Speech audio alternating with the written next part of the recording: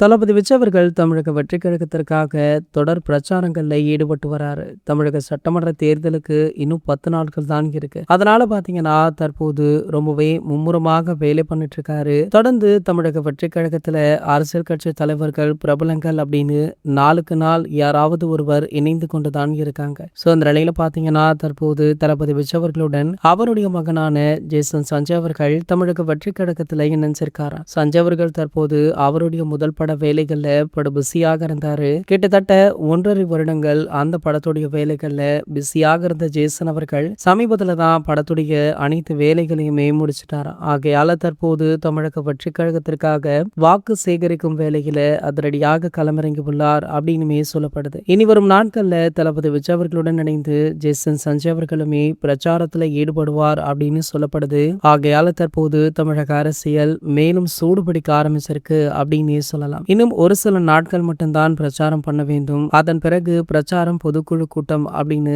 அனைத்தையுமே ஆஃப் பண்ணிவிட வேண்டும். ஆகையால பாத்தீங்கன்னா நாளையில இருந்தே ஜேசன் சஞ்சய் அவர்கள் பிரச்சாரத்துல ஈடுபட உள்ளார் அப்படின்னு சொல்லப்படுது. இது போன்ற செய்திகளை பத்தி நீங்க உடனே தெரிஞ்சுக்க நம்மளுடைய சேனலை மறக்காம சப்ஸ்கிரைப் பண்ணிக்கோங்க.